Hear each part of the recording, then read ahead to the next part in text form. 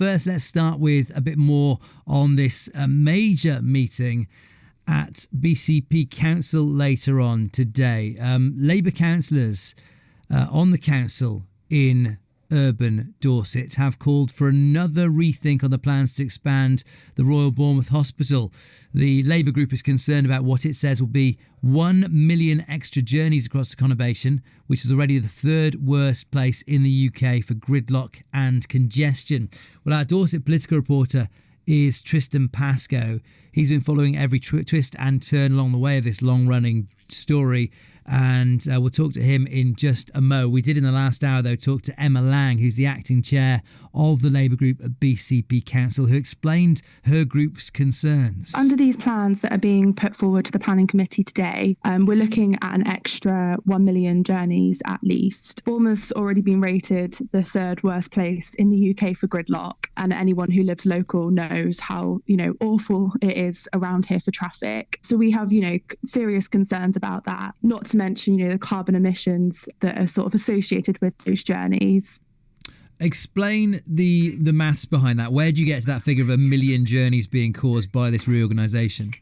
You're looking at the emergency admissions all being moved over to Bournemouth, where people are staying on average for 4 days when you're looking at the Poole figures. And if you're sort of looking at them having a visitor every single day, you're looking at an extra 460,000 journeys. Right. And also the extra staff that are moving over from Poole to Bournemouth. So it all sort of comes up to just over 1 million. What could allay your fears about those journeys at this meeting today? We're just asking the planning committee to make sure that these issues are mitigated. How? How would they be mitigated? There's a severe lack of transport infrastructure around the area, as everyone knows, and COVID-19 is placing a lot of issues on that as well. So that's why we're asking them to just have a look at them, perhaps revise them, and then put them back. We're not asking, anyone to necessarily reject them. We're looking to ask them to have a fresh pair of eyes on them based on sort of the current situation and the current issues that they're facing. Emma Lang, who's the acting chair of the Labour group at BCP Council, talking to us an hour ago there. Well, as I say, our Dorset political reporter Tristan Pascoe joins me. And Tristan, the kind of latest step in these ongoing plans for a reorganisation of Dorset's NHS services? Well, let's start with some of the data, Steve. Lies, damn lies and statistics, etc. And you can interpret the same set of data or survey or consultation in a different way by different modelling and extrapolate totally different findings. The CCG, I have to say their transport assessment says this will reduce the number of journeys beyond where it is at current levels. We'll touch on more of the CCG's response in a moment. But you're right, the background to this is this long-running issue of the wider decision to move A&E and maternity from Poole to Bournemouth as part of the reorganisation of health services in Dorset. Now, Defend Dorset NHS and other campaigners have been concerned for a long time about the longer extra travel times to hospital, particularly emergency units, from rural areas like Swanage. Now, today, the planning application for the redevelopment of the site at Royal Bournemouth Hospital is being called in for re-examination by BCP Labour councillors, particularly in their eyes the travel arrangements and consequences of centralising the emergency and maternity care in RBH. And just glancing through the plan application itself that will be discussed, it's going to involve the demolition of existing buildings, construction of new buildings and structures, new car parking, nursing home, an ancillary plant equipment site. I mean, it's a major redevelopment of that site just off Littledown and the 338.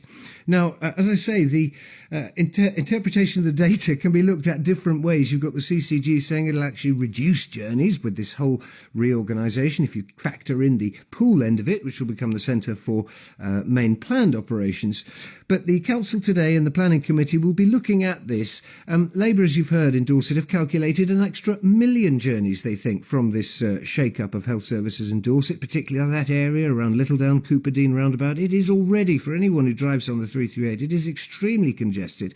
And there are concerns that it will mean hundreds of thousands, if not 1 million extra journeys. So pressure on the infrastructure and around Poole Hospital, because because that's the main centre for planned operations. You heard from Emma Lang just a moment ago from Poole Labour. The leader of the Labour group on BCP Council is George Farquhar. My major concern is for the very future of the NHS itself. What we've discovered elsewhere in the country is that the closure of A&E, which is not somewhere you can make a profit out of, is one of the very first things to go, and it is a death knell for health provision for local communities elsewhere in the country, and I fear that it'll be the same for the conurbation. The council's role is to ensure that we are the voice for our residents. Lots of residents have raised their concerns as regards the provision of A&E and maternity services and the reorganisation, and it's to amplify those voices. That's George Farquhar from BCP Council there. What about the Clinical Commissioning Group, Tristan, the CCG, to use another three-letter acronym? They have rejected the Labour research on the travel times. They say from their point of view, actually, this is going to reduce journey times and the number of journeys in those key areas around the two hospital sites. They've written an open letter from clinicians at Dorset CCG saying how the plans will actually result in £250 million of investment in local health services. They say it'll reduce road congestion around the hospital and, of course, create brand new patient facilities, they say, for top-class care. Campaigners still want the whole traffic implications reconsidered by the CCG. They're looking at BCP and Dorset Council particularly to use their scrutiny role, if you like, and re-examine this. But let's be clear, BCP and Dorset Council, who have, through their joint scrutiny committee meetings, said, look, these plans have been tested in the High Court. They lost an application for judicial review. It was referred to the Health Secretary, who also approved the scheme and the whole wider reorganisation, which can't be stopped in its tracks. You can't put the genie back in the bottle. It's when, not if, this reorganisation completes. But yes, concern from those campaigners we've heard about, and particularly Dorset Labour, that they want a proper traffic management plan that they say should be in place. And they say so far it hasn't yet happened, not to their satisfaction anyway, Steve. Tristan, thank you. Our Dorset political reporter Tristan Pass.